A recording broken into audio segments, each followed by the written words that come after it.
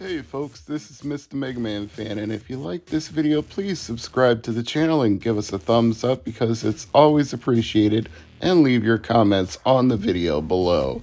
Since we did an unboxing yesterday for Genesis Does, and it was pretty fun, I decided to come back and do another one today for Bloodstained Curse of the Moon 2. Naturally, a sequel to Bloodstained Curse of the Moon, which in itself is a ancillary project to Bloodstained Ritual of the Night, which I think I backed in some very minor way on Kickstarter, just enough to get a physical print edition, but I didn't even know there was going to be a retro spin-off game called Curse of the Moon, and I was super excited when I got to play it, and to be honest, I think I might actually like it more than Ritual of the Night, so I was not at all sad when they released a sequel to it, and this box that it came in is styled just like a classic Konami Castlevania game, silver cover and all. They even gave you a NES-style dust sleeve for the PS4 game, and there's the PS4 version. Of course, it came out in other editions too for Nintendo Switch and I believe Xbox One, but this boxed edition was part of their blowout sale where they were releasing all their overstock, so I decided to pick it up while I had the chance. And as you can see, there's more inside the box than just the game. We've also got this little envelope that contains the extras that came with the boxed edition, which I believe is a soundtrack and a poster, but we'll have to open the envelope just to make sure of that. Last time I got a Castlevania style game with a soundtrack, it was one of the Nintendo DS games, and it came as a pre-order extra from GameStop. It came in a really nice case too. It had like a wax type seal on it. It looked really spiffy. This soundtrack looks nice too, even though it's in a single cardboard sleeve, but I will take the shrink wrap off and rip it later because I want to finish the unboxing and play this game because, believe it or not, I haven't played Curse of the Moon 2 before this, so my experiences with the original and or Ritual of the Night may or may not be applicable, but it does say in the cover art for the game that all of the characters from Curse of the Moon can be used, unlocked, whatever in Curse of the Moon 2, so I have a feeling there will be a certain amount of crossover, if not quite a bit. But anyway, soundtrack and poster are in the box along with the actual game. Now we'll put this back where it belongs along with the dust sleeve and leave the game out so I can play it. Incidentally, I wouldn't recommend trying to use that dust sleeve on an actual NES game. It's too thin.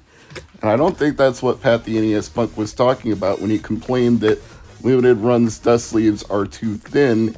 He meant the actual material that they're made of is too thin compared to an original NES dust sleeve, but that one's definitely too thin to fit an NES game. Only the PS4 game will fit inside of it. One thing that drives me bonkers about PS4 games when they're shrink wrapped is somehow the disc always manages to rattle loose. I don't think the trays for the Blu-ray DVD type insertion are very strong in PS4 cases. Everything always seems to bounce out, especially with limited run games. For whatever reason, when they ship you stuff in the mail, it's guaranteed that the PS4 disc is going to come loose before it gets to you. Thankfully, I've never had one that got scratched up from that it was unplayable, but it always makes me think it could happen. So, we're going to try this on the PS5. I know PS4 games are supposed to be backward compatible, but it never hurts to make sure.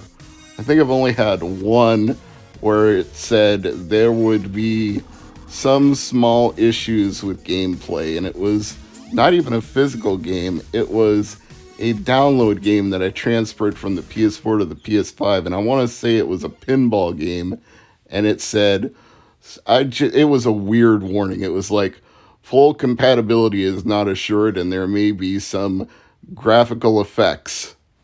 Whatever it was the most bizarre warning, but any physical game from PS4 that I put in PS5 has worked just fine, and Curse of the Moon 2 is no exception to that.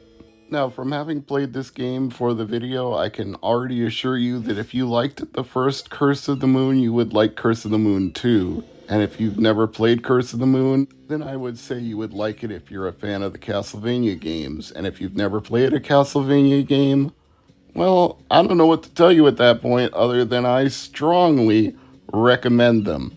Any of them. Rondo of Blood, the original on the NES, any of the DS games, Aria of Sorrow, and of course, everybody's favorite, Symphony of the Night.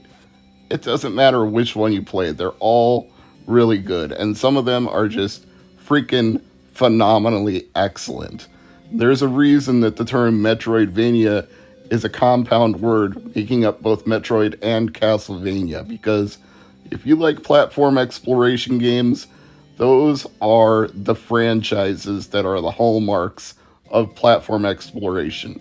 And this is right in line with any of those others, complete with the great thematic Castlevania-style introduction, which, much like those games, says that evil is on the rise again, and apparently you're the only one who can stop it. Funny how it always works out that way in these games, but again, just because it's a trope doesn't mean it's a bad trope. If you enjoy those type of games, then these tropes are perfectly fine. You're comfortable with it and you know what you're getting. You're getting a game where you're going to have to hack and slash your way through levels where you jump up and down, avoid enemies, collect items, and upgrade your abilities if it's a certain type of Castlevania game, or in this case, a Bloodstained game that allows you to do that. Symphony of the Night would be a great example. The DS game's definitely a good example. One of the reasons that the Ritual of the Night Kickstarter was so successful, though, was the involvement of Koji Igarashi, or Iga as he is known, because Igarashi was the architect of Symphony of the Night, so people assumed that that Bloodstained Ritual of the Night would be a spiritual successor to Symphony of the Night. And by all accounts, most people were satisfied that his creative direction was felt in this new game and this new franchise. And I would say the retro games, the Curse of the Moon games, represent that even more than Ritual of the Night. Which again is not a knock on Ritual of the Night, it's just Curse of the Moon and Curse of the Moon 2 really captured that 16-bit Castlevania feel, even 32-bit feel when you get all the way up to PlayStation, or would that be 64-bit at that point? I'm always a little murky at what point we stop referring to things by bits. I feel like PlayStation and Sega Saturn might be 32-bit. I know the idea with Nintendo 64 was it was 64-bit, and of course, with Atari Jaguar, they always told you to do the math and say it was 64-bit, but it feels like once we get to beyond Nintendo 64, it no longer makes sense to refer to things by bits anymore. I don't think anybody's calling GameCube or PlayStation 2 128 bits, and we're definitely not using that kind of numerology anymore with the current generation of consoles. I mean, what would we be up to by now if we were? Like 16,384 bits? 65,536 bits? It's just, it's a ridiculous way to measure a console. Sometimes I think the idea of just referring to them as generations makes more sense. But then again, that becomes kind of murky, because what do you consider a platform like TurboGrafx 16?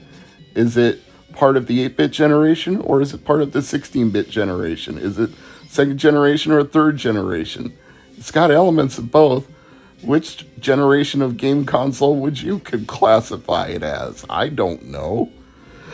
Anyway, pretty typical fare for Curse of the Moon 2 here. You're collecting these items from things that you break open. Much like in Castlevania, you would whip the candles to collect the items from them. Only in this case, Sengetsu is using a sword to do it.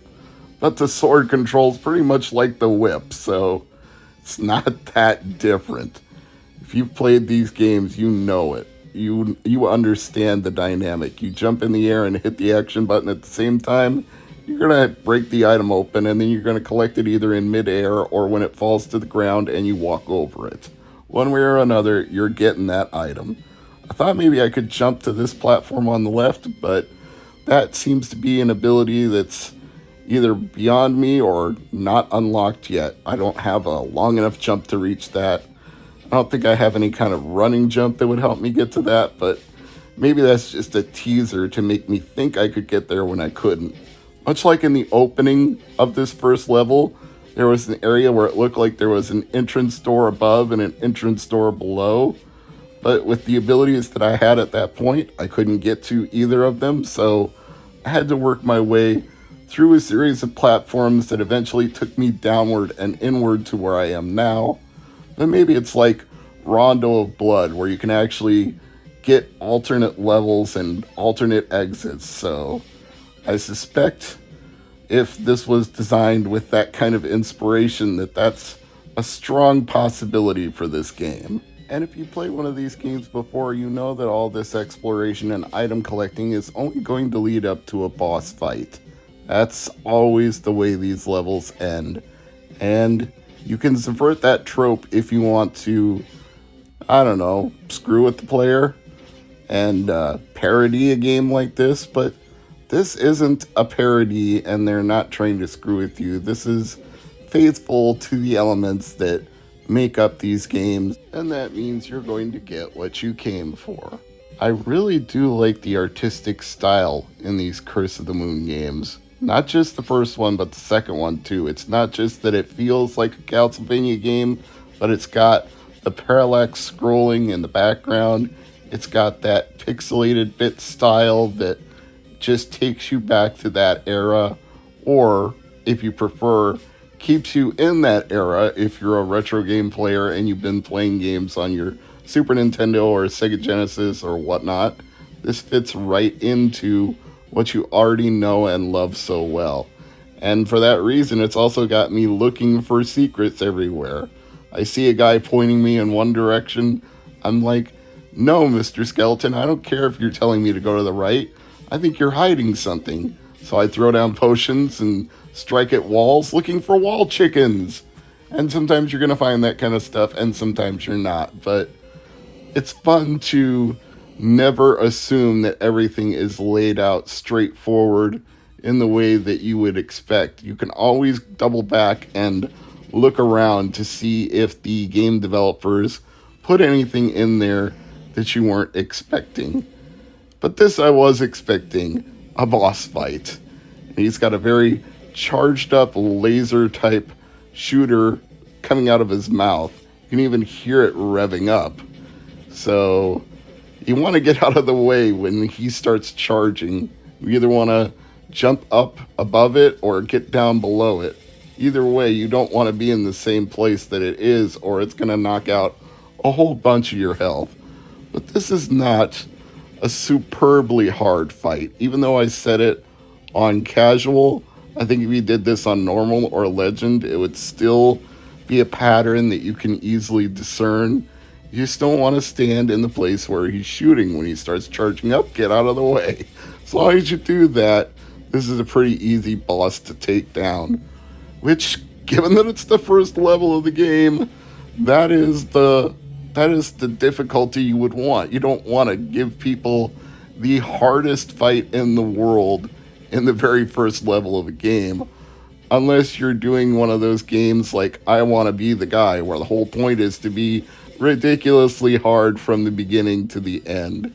And again, Ritual of the Night and Curse of the Moon 1 and 2 are not those kind of games where they're just out to screw with you by punishing you from the very beginning. So I think that's why these games are appreciated. They ramp up in difficulty. They're not overly easy. They're not overly hard.